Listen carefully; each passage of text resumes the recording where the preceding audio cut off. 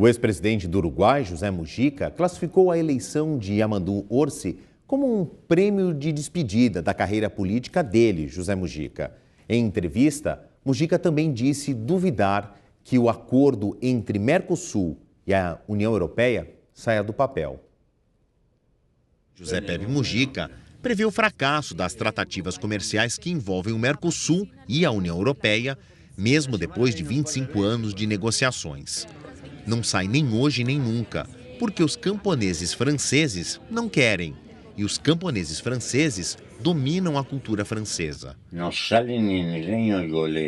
nem hoje nem nunca, porque os camponeses franceses não querem.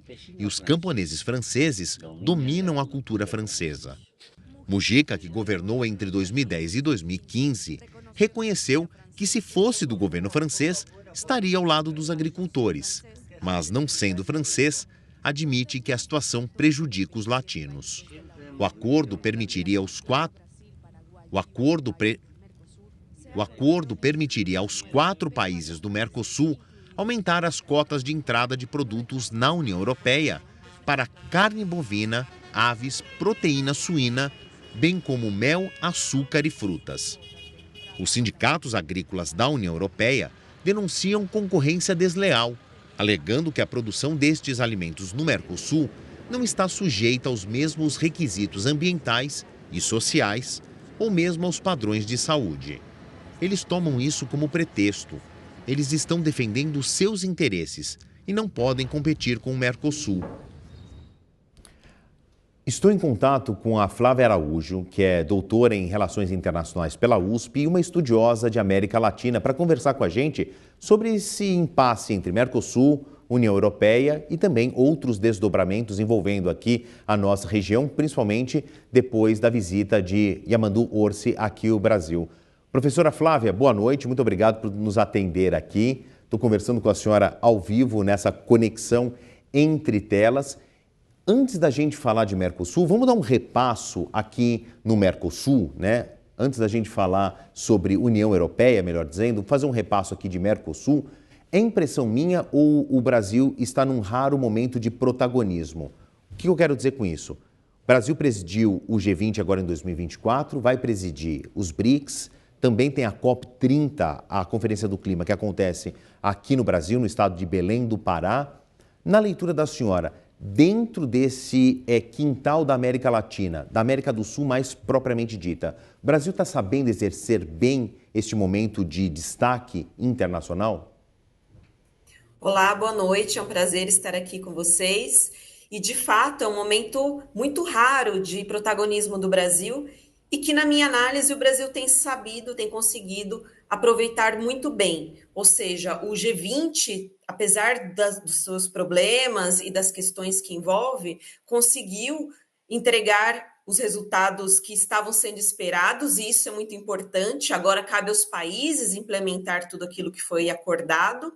E ano que vem a gente vai ter um ano muito especial para a política externa brasileira, porque é justamente a presidência dos BRICS e a COP30, que será realizada aqui no Brasil, e tem muita expectativa em torno dessa COP, já que os problemas ambientais e de mudança climática estão se avolumando cada vez mais. E tudo isso é bom, juntando com a sua fala inicial, para o Mercosul também. O Mercosul, nos últimos anos, tem passado por momentos difíceis, os países mais brigam, mais ficam em desentendimento do que em acordo para levar os projetos do Mercosul adiante, e talvez esse momento em que outros eventos internacionais importantes estão acontecendo ajudem a impulsionar as agendas do Mercosul. Professora Flávia, tem outra coisa, né? Agora a gente olha os 4 pilares que sustentam o Mercosul, Brasil, Argentina, nessa ordem, depois Paraguai e Uruguai. O Uruguai está mais próximo do Brasil no que se fala de espectro político, né?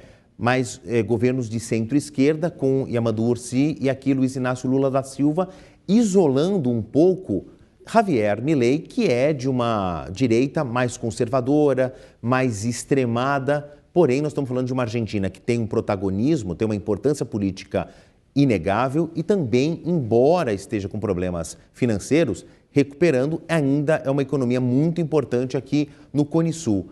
Queria a sua leitura para Javier Milei neste momento em que ele é mais estranho no ninho do que alguém mais alinhado com outros vizinhos importantes? É verdade, o Mercosul ele sofre com essas mudanças que são normais na democracia, é importante frisar isso, de ideologias em cada governo de ocasião. Isso porque é um grupo intergovernamental, ou seja, ele depende da decisão soberana dos países para que os projetos andem. Então dependem muito dos executivos, dos poderes executivos dos 4 sócios, Brasil, Argentina, Paraguai e Uruguai.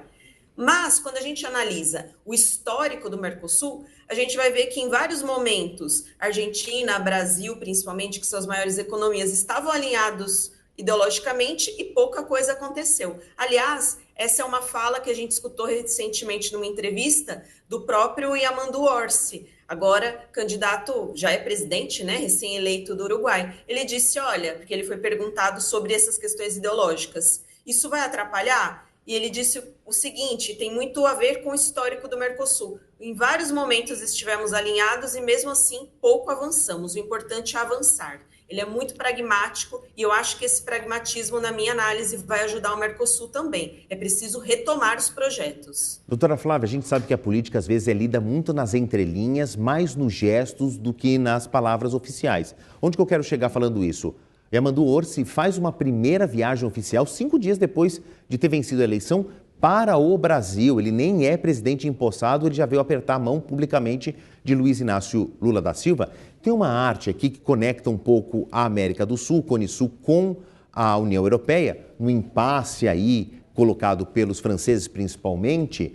Agora, o antigo presidente, que está em exercício ainda, mas vamos chamá-lo de ex-presidente, futuro ex-presidente do Uruguai, o Lacalle Pou, ele tentava burlar essa regra aqui dos 3 mosqueteiros, né? Um por todos e todos por um. O Mercosul tem esse engessamento. A senhora entende que a visita agora do Yamandu Orsi é uma mensagem muito clara para o resto do Mercosul, para o resto da América do Sul? Olha, estou disposto a entrar nessa negociação junto com o Brasil. Perfeito, excelente pergunta, até porque conecta com o anterior. É um recado claro para a Argentina também, para o presidente Milei. E é um recado também de boa vontade, né? Primeiro, da importância do Brasil, e sim, existe um alinhamento ideológico entre os 2 governos. Mas o pragmatismo do Orsi vai ser muito importante porque ele já sinalizou para o Milei que a segunda visita que ele quer fazer, até antes da cúpula do Mercosul, agora nos dias 5 e 6 de dezembro, é para o Milei. Então ele já está acenando para uma relação amistosa, como sempre foi entre os 4 países do bloco.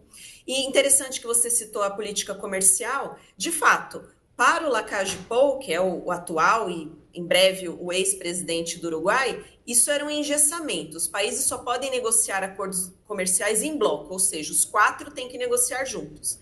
Mas, pensando no tamanho da União Europeia em relação a nós aqui no Mercosul, compensa muito mais negociar em bloco. Então, pode ser também um empurrão aí que o Orsi vai dar para que essas negociações aconteçam em bloco, porque também não adianta você ter uma cláusula, né, de política comercial comum. Só negociamos em conjunto, mas não negociamos, que é o que aconteceu nos últimos 25 anos desse acordo com a União Europeia. É preciso avançar.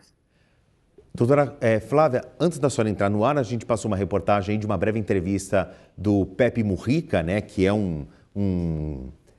muito característico presidente do Uruguai, né, um simbólico presidente do Uruguai, e ele fala que não vai acontecer tão cedo, que ele acha que não vai ver essa negociação avançando entre Mercosul e União Europeia. A gente condensou aqui o plano nessa arte. Acordo do Mercosul com a União Europeia acrescentaria 87, quase 90 bilhões de dólares ao PIB brasileiro em 15 anos. É claro que é uma projeção aí para conseguir quase um convencimento da população, é quase uma propaganda, mas de fato a gente exporta esses produtos de grocery, né?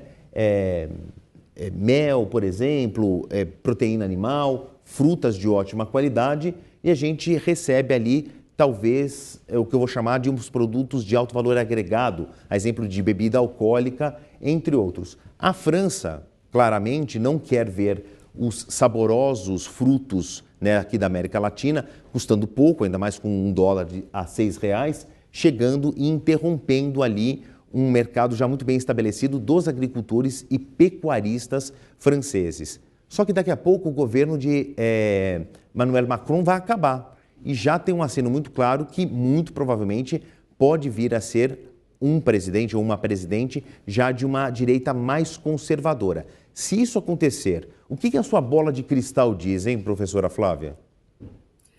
Olha, o cenário é bem complicado para esse acordo, apesar dele ser, na maioria dos estudos de projeção, vantajoso principalmente para o Mercosul.